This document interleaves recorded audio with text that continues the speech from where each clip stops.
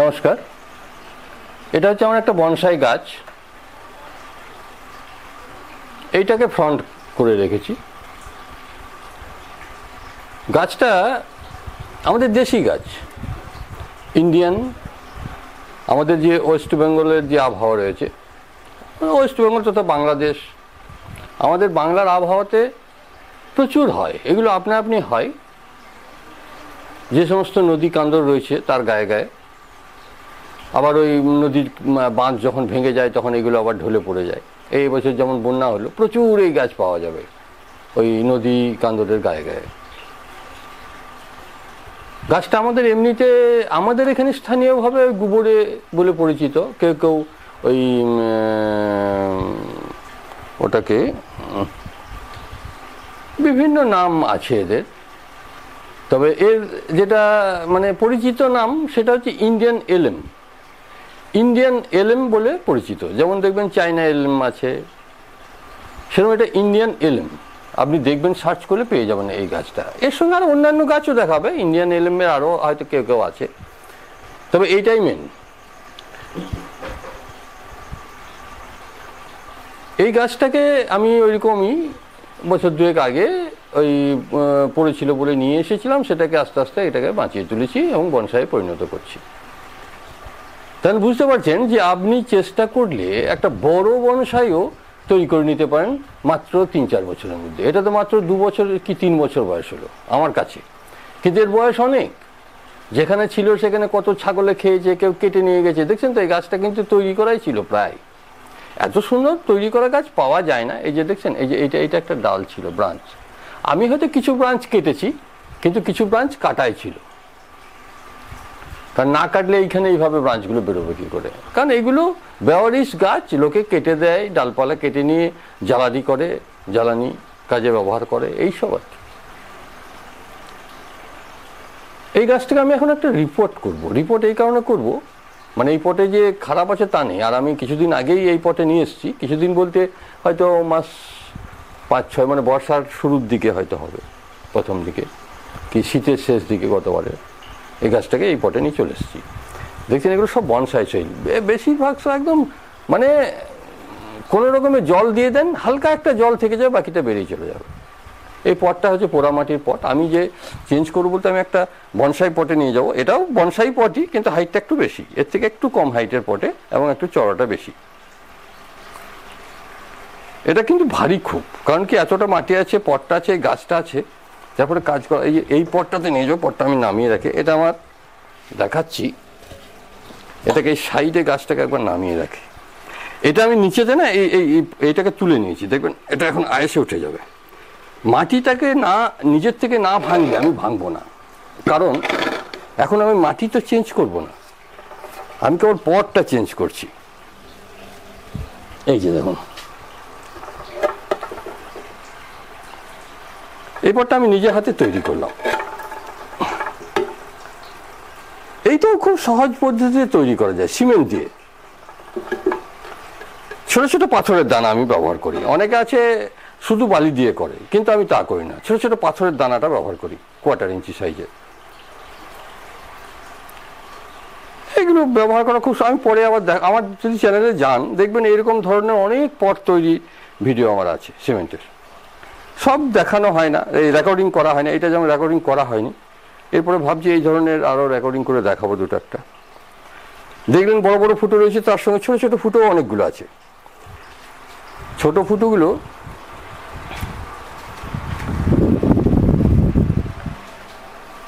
ফুটোগুলো করা হয় কারণ কি, এটা এই রংটা দিতে গিয়ে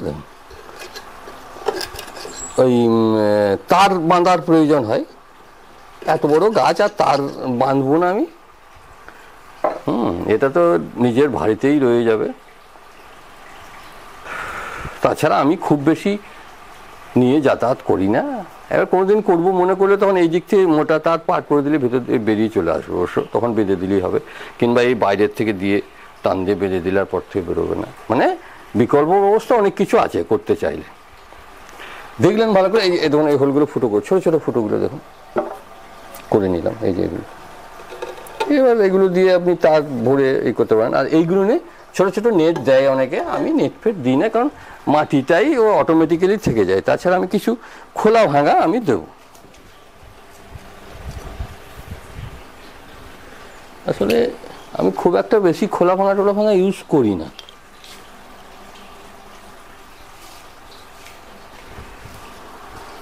এরকম এই খোলা ভাঙা টুকটাক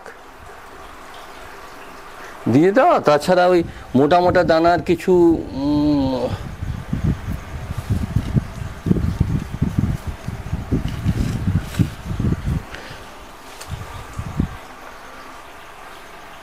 মোটা মোটা দানার বনসাই সয়েল দিয়ে দিলেও হয়।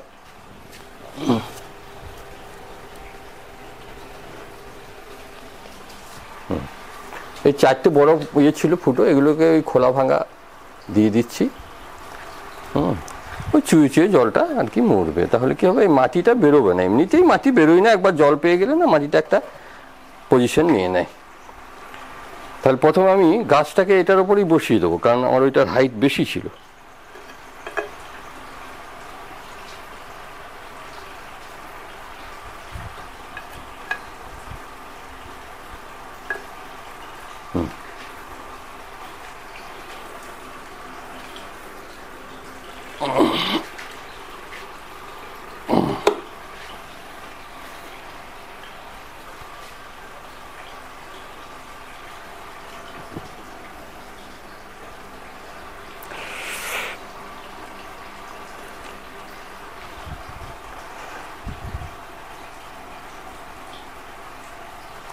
এটাকে মোটামুটি মিডিল করে বসাতে হবে, কারণ আমার গাছটা সোজা যেহেতু।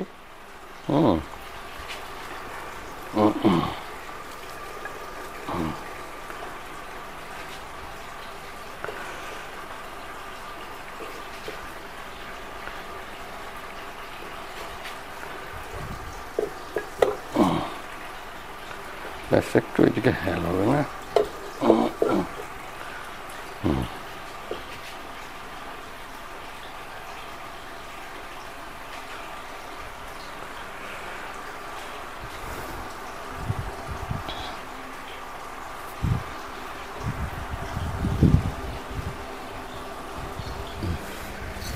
এবার সাইডে আমি বনসাই সয়েল কিছু দিয়ে দিই, তারপর এই মাটিটা ভাঙবো, তাহলে এটা ঢুকবে না।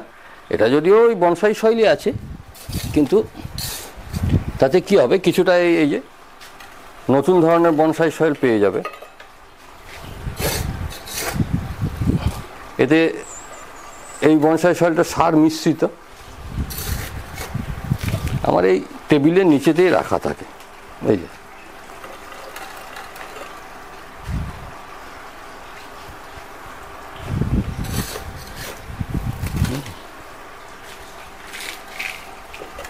বনসাই সয়েল সম্পর্কে আমি বহুবার বলেছি, আর বলার প্রয়োজন নেই।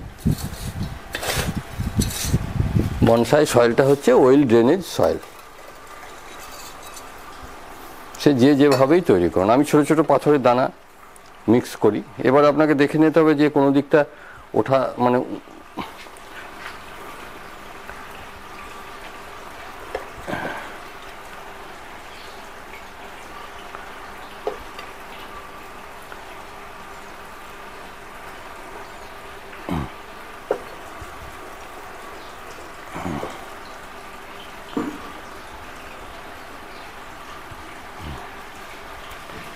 ঠিকই আছে। এইটা এইদিকে একটু আসছে।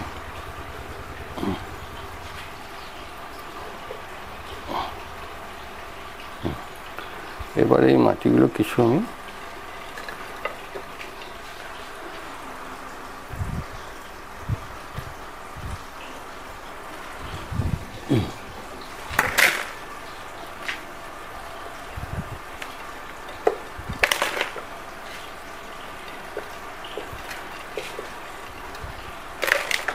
এখানে যখন আমি এই মাটিগুলোকে মানে ঝেড়ে দেবো, তখন কি হবে, এখানে কিছুটা রুটটা বেরিয়ে আসবে একটু। হ্যাঁ, এবার এই মাটিগুলো দেখুন এখানেই পড়ে যাবে, তো আমি কিছুটা দিয়ে দিই।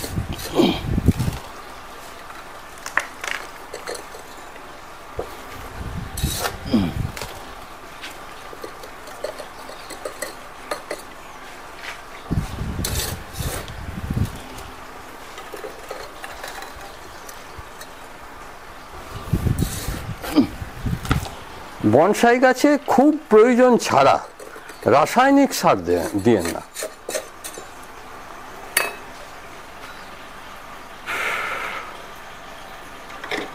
গাছটা একটু এইদিকে এলে ভালো হতো না, ঠিকই আছে।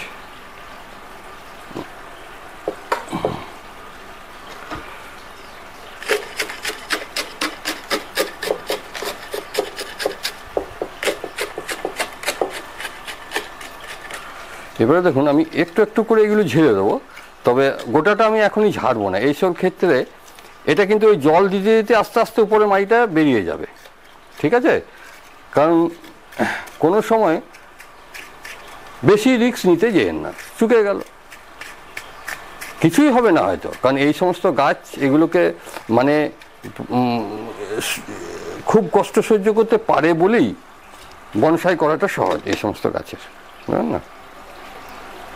এইভাবে থাকবে, গাছটাকে একটু এইদিকে করে নিলে মনে হচ্ছে।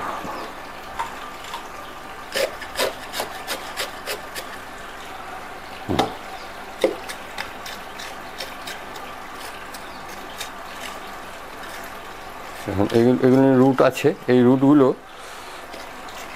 নিচের দিকে ঠিক আস্তে আস্তে চলে যাবে।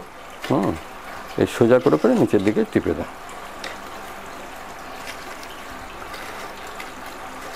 তারপর আস্তে আস্তে ঠিক একটা স্বাভাবিক হয়ে যাবে। হ্যাঁ,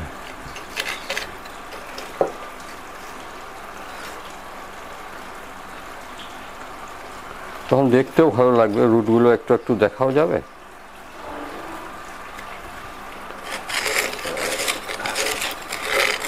এরকম করে একটু খুলে তাহলে রুটগুলো থাকবে ভালো, হয়তো সে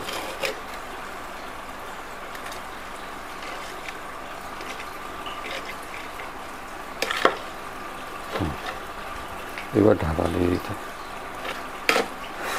এটা এই গোড়াটা একটু হালকা খুলে দেবো, কিন্তু সেটা এখন দেরি আছে, এখন না।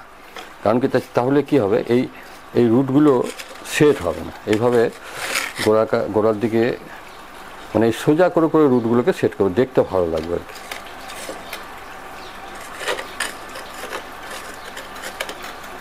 কারণ এখন বহুদিন এই পটের মধ্যেই থাকবে গাছটা।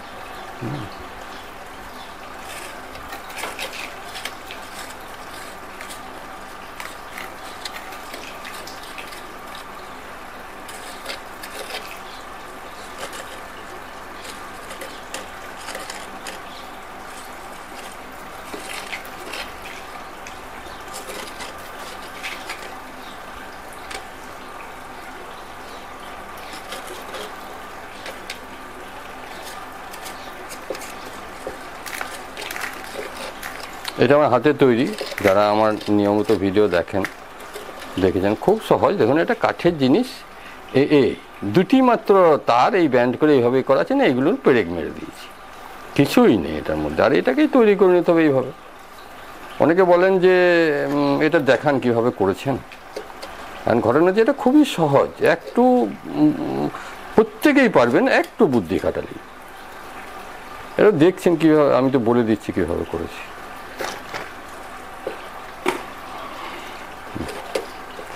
এই রুটটা হয়ে রয়ে থাক এখন।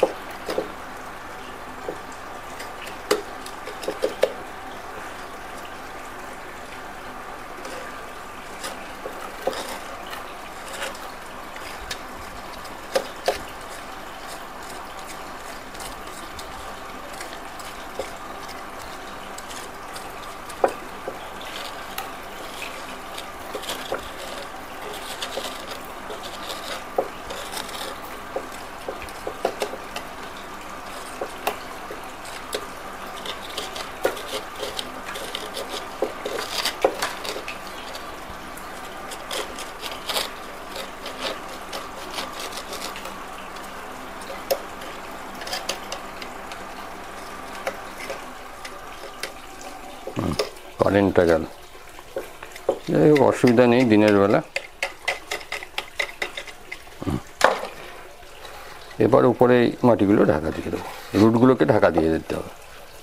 কারণ কি, এখন এই রুটগুলো খোলা অবস্থায় থেকে গেলে কিন্তু, কারণ ডগাগুলো যায়নি তো নিচের দিকে, যখন এর এই যে ডগের অংশগুলো নিচের দিকে ঢুকে যাবে আস্তে আস্তে, তখন আস্তে আস্তে এই মাটিটা খুলে দিলেও আর অসুবিধাটা হবে না, এবং তাই করব আমি, এতটা মাটি ঢাকা রাখবো না।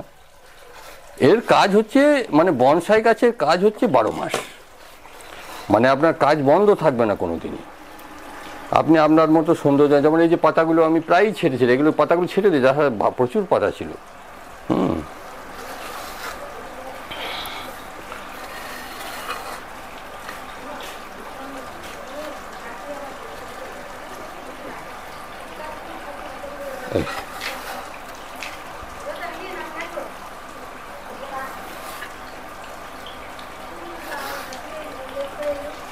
বেশ, এবার এটা দেখুন কীরকম কাজ হয়। দেখুন এইভাবে আমি এটাকে মাটিটাকে প্রেস করতে পারি, খুব চাপও হলো না, আর অথচ মাটি খুব সুন্দরভাবে হবে, মানে কোনো রুট জখম হবে না।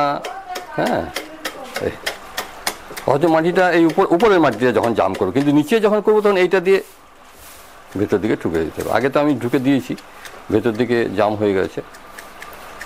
এই গাছটা জখম হওয়ার কোনো প্রশ্নই নেই, যেহেতু আমি মূল মাটিটা সরাইনি, ঠিক কি না?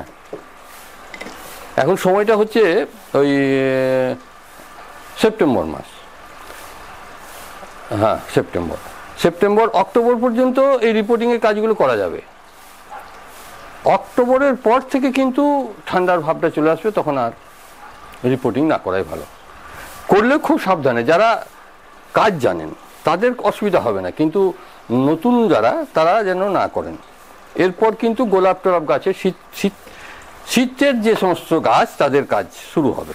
যেমন এখনই একটু আগে আমি মানে করলাম ওই গ্ল্যাডিওলাস যেটা বলা হয়, যেটা সেই লম্বা লম্বা সর গাছের মতো গাছটা হয়, রজনীগন্ধার মতো স্টিক হয়, সেই গাছগুলো এই কাজ শুরু হবে। এবার নিচে দিকে আমি জল দিয়ে দেবো ফুল, কিন্তু এখানে জল দেবো না। এখানে দেবো না বলতে কি, আমি ঠিক ঠিকানায় নামিয়ে দিয়ে তারপর জল দিয়ে দেবো, অটোমেটিক যা হওয়ার হয়ে যাবে। এটা আবার দেখবেন পরে খুব সুন্দর লাগবে, এই টবটাও খুব সুন্দর। হ্যাঁ, এইটাকে ফ্রন্ট করবো ঠিক করে রেখেছি, এটাকে না, এইটা ফ্রন্ট হবে। মানে গাছটা এত এমনভাবে আছে যে আপনি যদি ওই দিকটাও ফ্রন্ট করেন কোনো অসুবিধা নেই। এটা ফ্রন্ট করে এবার কিছু কিছু গাছ ওয়েরিং করে এভাবে সেভ করে নিতে হবে, তখন যদি প্রয়োজন মনে হয়, বুঝলেন তো? এগুলো আর কিছু করার দরকার নেই, শেপটা আপনার উপর নির্ভর করছে। অনেকে দেখবেন, আমিও করি, এই পাতা এই ব্রাঞ্চগুলো এইভাবে ঝুঁকে থাকে, এগুলো ওয়েরিং করে ঝোঁকানো যেতে পারে, কোনো অসুবিধা। আমি এটাকে ঝোঁকাবো একটু, এগুলোকে ঝোঁকাবো, এবার আস্তে আস্তে করবো।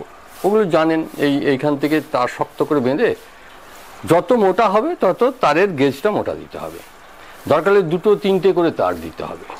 তারপর আস্তে আস্তে মানে বাঁকানোর সময় যেমন এই খাঁজে যেন চাপটা না পড়ে, দরকার হলে কাপড়ের ফিতে দিয়ে মুড়ে দেবেন। অনেক কিছু পদ্ধতি আছে আর কি। ধন্যবাদ, পরে আবার আপডেট দেবো।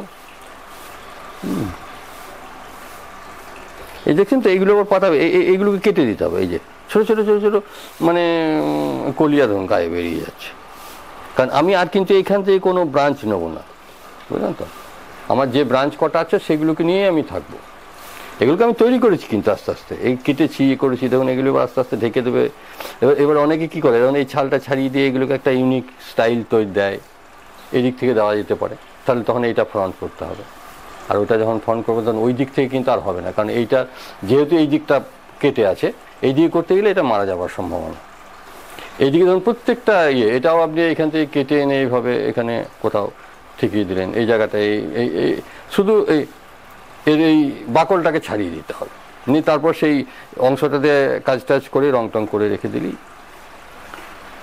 মানে বনসাই আপনি যেমন চাইবেন সেরকমই হবে, কোনো সমস্যা নেই। ধন্যবাদ।